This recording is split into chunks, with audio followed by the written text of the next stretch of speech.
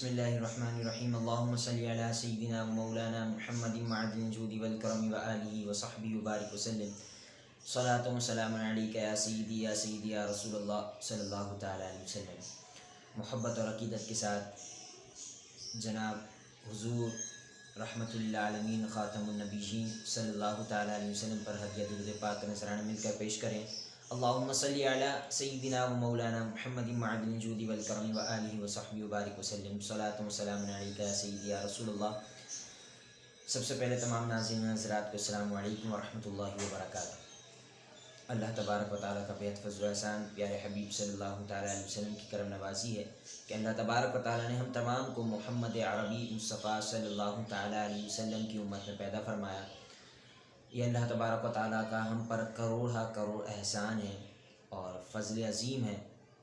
ہم تمام کو اللہ تبارک و تعالیٰ کا شکر ادا کرتے رہنا چاہیے، اور اللہ کے پیارے حبیب صلی اللہ تعالیٰ علیہ وسلم کا جتنا شکریہ ادا کریں کم ہے۔ میرے پیارے و محترم ناظرین حضرات، جیسا کہ آپ کو معلوم ہے کہ 7 ستمبر کو بہت اہم دن ہے، اور اس دن یہ ایک تاریخی دن ہے کہ اس دن قبلہ شاہ احمد نورانی صاحب رحمۃ اللہ تعالیٰ علیہ، اللہ تعالیٰ ان کے درجات میں مزید بلندیاں عطا فرمائے، کہ اس دن انہوں نے ایک بڑی جماعت قادیانی نام سے جو مشہور ہے، قادیانی حضرات وہ لوگ ہیں کہ جو نبی کریم علیہ السلام کو معاذ اللہ ثم معاذ اللہ خاتم النبیین نہیں کہتے، بلکہ وہ یہ کہتے ہیں کہ غلام مرزا احمد قادیانی یہ ہمارا آخری نبی ہے، معاذ اللہ ثم معاذ اللہ۔ تو قادیانی حضرات نبی کریم علیہ السلام کی ختم نبوت کے منکر ہیں، اور وہ مرتد اور کافر اور جہنم میں جانے والے ہیں۔ تو اس دن شاہ احمد نورانی صاحب نے قادیانیوں کے خلاف بل پاس کیا کہ قادیانی مرتد ہیں، اور قادیانی کا حکومت سے اور ہمارے ملک پاکستان کی ریاست سے کوئی تعلق نہیں۔ تو اس دن یہ دن بہت اہمیت کا حامل ہے۔ اسی مناسبت سے میں نے ویڈیو بنانے کی کوشش کی ہے۔ آج ہم نبی کریم علیہ السلام کے ختم نبوت کے حوالے سے چند احادیث طیبہ سماعت کریں گے، اور قرآن پاک میں اللہ تبارک و تعالیٰ نے جہاں جہاں ختم نبوت کے حوالے سے نبی کریم علیہ السلام کی ارشاد فرمایا ہے، ان آیتوں کو بھی ہم سماعت کریں گے۔ اللہ تبارک و تعالیٰ نے قرآن مجید میں ارشاد فرمایا، الیوم اکملت لکم دینکم و اتممت علیکم نعمتی و رضیت لکم الاسلام دینا۔ تو یہ آیت مبارکہ نبی کریم علیہ السلام کی ختم نبوت پر دلالت کرتی ہے۔ اور دوسرے مقام پہ ارشاد فرمایا، ما کان محمد ابا احد من رجالکم ولکن رسول اللہ وخاتم النبیین وکان اللہ بکل شیء علیما۔ اسی طرح نبی کریم علیہ السلام کی ختم نبوت کے حوالے سے اللہ تبارک و تعالیٰ نے ارشاد فرمایا، ما کان محمد ابا احد من رجالکم ولکن رسول اللہ وخاتم النبیین۔ یہ خاتم النبیین اس بات کی دلیل ہے، اور یہ نص قطعی ہے کہ نبی کریم علیہ السلام ہی آخری نبی ہیں، آپ کے بعد کوئی نبی نہیں آ سکتا۔ یہ بات یاد رکھیے گا، عقیدہ ختم نبوت بہت اہمیت کا حامل ہے، اور ہر مسلمان کا اس پر عقیدہ ہونا لازم بلکہ فرض عین ہے، ضروریات دین میں سے آتا ہے۔ جو شخص ذرہ بھر بھی یہ گمان کرے بلکہ فرض کرے کہ حضور کے بعد آخری نبی، حضور کے بعد کوئی دوسرا نبی آ سکتا ہے، آنا بھی فرض سمجھے، تو وہ بھی دائرہ اسلام سے خارج ہے، کیونکہ نبی کریم علیہ السلام آخری نبی ہیں، اور آپ کے بعد کوئی نبی نہیں آئے گا۔ یہ نص قطعی سے بالکل ثابت ہے۔ اسی طرح بہت ساری احادیث طیبہ ہیں، آئیے ہم سماعت کرتے ہیں۔ مولا علی رضی اللہ تعالیٰ عنہ سے روایت ہے کہ نبی کریم صلی اللہ تعالیٰ علیہ وسلم نے ارشاد فرمایا، حضور صلی اللہ تعالیٰ علیہ وسلم کے 2 کندھوں کے درمیان مہر نبوت تھی۔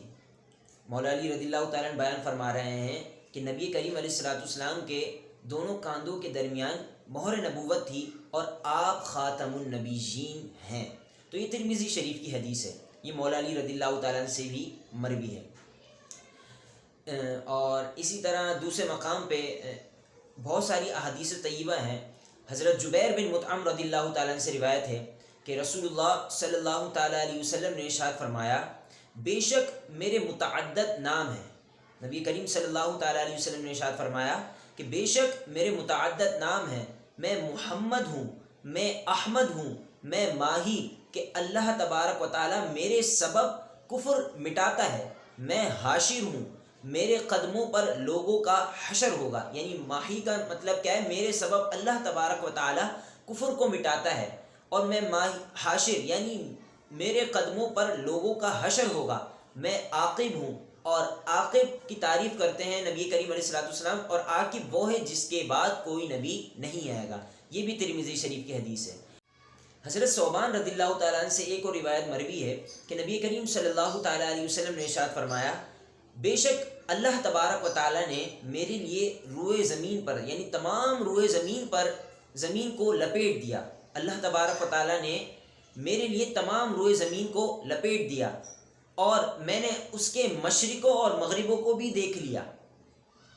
اور اس حدیث کے آخر میں ارشاد فرمایا، ان قریب میری امت میں 30 کذاب ہوں گے، یعنی میری امت میں 30 کذاب ہوں گے، اور ان میں سے ہر ایک بندہ یہ گمان کرے گا کہ میں نبی ہوں، حالانکہ میں خاتم النبیین ہوں، میرے بعد کوئی نبی نہیں آئے گا.